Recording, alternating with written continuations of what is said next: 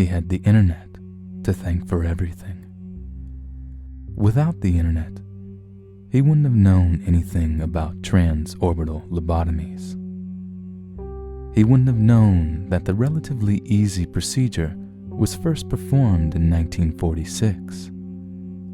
He wouldn't have known how in the 1950s, the famous neurologist who invented the procedure drove around the country in a car he called the lobotomy mobile, performing multiple lobotomies a day on unruly teenagers and disruptive children. But most importantly of all, he wouldn't have known how a transorbital lobotomy could be easily performed with only an ice pick and a hammer. It was a splendid summer afternoon. The sky a deep blue, and the air filled with the sound of chirping birds as Stephen Davis strolled through the bustling streets of Old Town Eureka, a bundle of fresh-cut flowers for his wife clutched in his fist and a newspaper tucked under his arm. He couldn't imagine ever being happier. Everything was looking up. Those dark, lonely days of old when he was so sad and alone were long gone, and he walked with a bounce to his step and a smile plastered across his face. As he strolled down the crowded street, he noticed a little boy dart out of a store and race across the sidewalk towards the busy street. Stephen rushed forward, and just as the little boy was about to step into the street, he swooped him up into his arms. "Whoa there, Tiger," he exclaimed, the little boy kicking and squirming. A frantic woman ran up to him. "Oh, thank you. Thank you so much. He keeps doing this. I just can't seem to control him." "Oh, no problem. It takes a village, right?" Stephen replied as he handed the squirming child to his mother. The woman smiled. "It really does. Now, Joey, you thank that nice man. You could have been killed." "No, let me down." "You thank him." "No, let me go." Stephen grinned.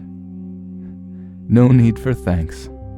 But, young man, you should listen to your mother and be more careful." The kid squirmed in his mother's arms. "Let me go! Let me go! Let me go!" The exasperated woman clutched the child tighter. "You are in so much trouble when we get home, Buster." She turned to Stephen, a tired look on her face. "Thanks again. I really mean it." "Hey, I'm just glad I was there to help." Stephen smiled and chuckled, giving a little wave as the woman walked off with the struggling child in her arms. As he swung the door to his dingy little apartment open, Stephen whistled a happy tune. "Honey," he cried, "I'm home. I brought you flowers. Orange zinnias, just like you like." His wife sat on a tattered sofa, staring at the little television in the corner, a blank look in her glazed eyes, lipstick smeared cruelly across her face, a long string of drool hanging off her chin. Stephen went in the kitchen, retrieved a chipped blue vase from the busted-up cutboard. He filled it with a little water, then gently pressed the stems of the zinnias into it.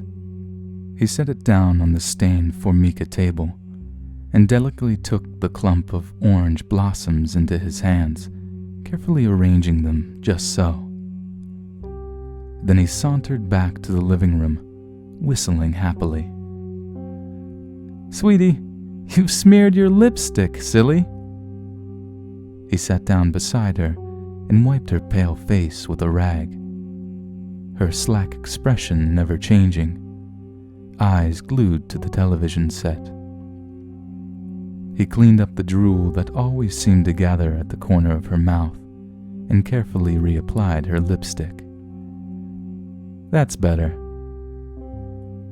Taking a brush, he stroked her long blonde hair until it began to glisten and shine, quietly talking all the while. "I've had such a wonderful day, honey. I actually saved a little boy. Scooped him up right before he ran out into the street. His mother was so thankful and nice. And that manager, the one I told you about, that jerk that tried to get me fired because he said my lunch breaks were always too long? Well, when I saw him today, I just smiled and held my head up high. Nothing can make me sad anymore. My loneliness is gone. You've made me a new man, my sweet, beautiful wife." She wasn't really his wife, of course. She was many things. A delight to behold, a friend to confide in, a lover to hold in his arms at night, a secret that no one could know about. But more than anything, a miracle is what she really was. There had been so many before her, so many failures back in the dark and lonely days of the past, when he would sit in this small apartment alone, drinking till he retched, the loneliness so strong within him that it was like a physical force driving him out into the cruel world in search of something, someone, anything to take away the terrible, gnawing emptiness that filled him. Often, he would keep their corpses around for days, playthings. Then it just came to him one day. Why not try to keep one alive? He was so lonely, and while their corpses could satisfy him for a while, he always felt such a sadness when he eventually had to dispose of them. His first experiments had been with a cordless drill. He would press the bit to the base of the skull, just above the spinal cord, and slowly squeeze the trigger, concentrating on remaining steady while the bit bore through the flesh and hit bone. When he felt the bit break through the skull and into the soft tissue of the brain, he would work it slowly back and forth. But it never worked. They always died quickly. He experimented with making the hole smaller, adding acid into the wound. Once, one stayed alive for a whole day. But then, when he got home from work, he found her pale and stiff with blue lips, sprawled on the floor in a mess of urine and feces. That was when he decided to do some research. The plethora of information he found on the internet was astounding. The articles he read on lobotomies were very informative and detailed. How could he have been so stupid before? He had been digging into the cerebellum. What he needed to be doing was severing the connections in the brain's prefrontal lobe. He could do this very simply by performing a transorbital lobotomy. He had really only wanted to go into the back of the head so he could keep their faces pretty. But he could just go in right through the corner of the eye. It was a very exciting time. If he was careful, going in through the eye socket would only leave a slight bruise that would quickly heal up. The first time he had tried it had been another failure. She was a skinny little redhead with pale skin and freckles who was very cute. He had performed the operation just like the internet described. Placing the ice pick into the corner of her left eye, he slowly slid the sharp point in, carefully pushing the eyeball aside until the tip hit the eye socket.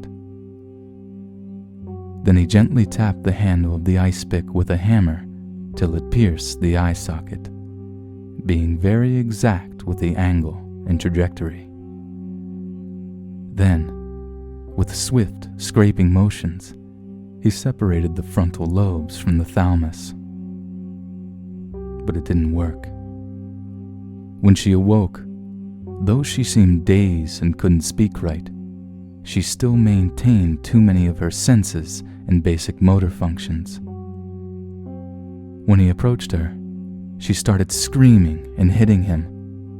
He wanted to try again, but he felt that old rage built up in him, that terrible rage born of loneliness, and he beat her head in with a crowbar.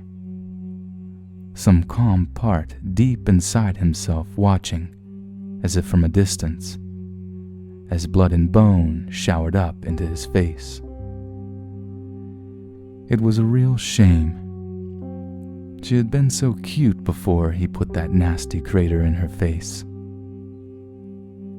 He had tried to look into the fractured skull, examine her brain, see the pattern of marks the lobotomy had caused, but it was just a mess of mangled gray matter flecked with shattered skull.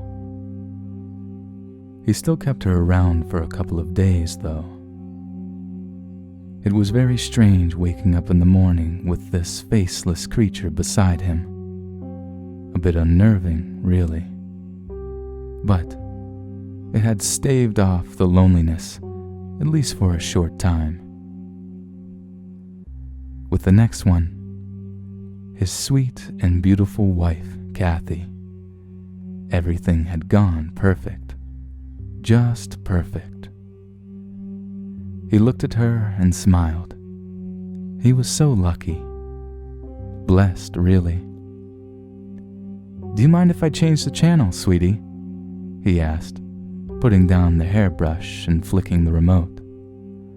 "Look, American Idol, your favorite." She gurgled quietly, a new line of drool forming at the corner of her mouth. He went back to the kitchen and put a pot on the stove, dumped a can of soup into it, and while it heated, hummed to himself. When it began to steam and bubble, he poured it into a bowl, put it onto a tray with a spoon, and brought it out to the living room.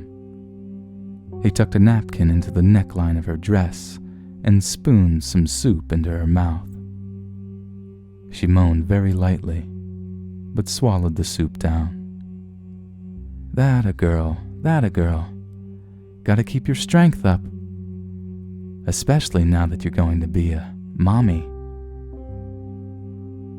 He gazed down at the round bulge of her belly, emotion swelling up within him, and spooned another mouthful of soup between her slack lips. He was going to be a father. Tears welled up in his eyes. It was a great day, a marvelous day, the best day of his life. He was going to be a father. Now that he had a family, he would never be lonely again.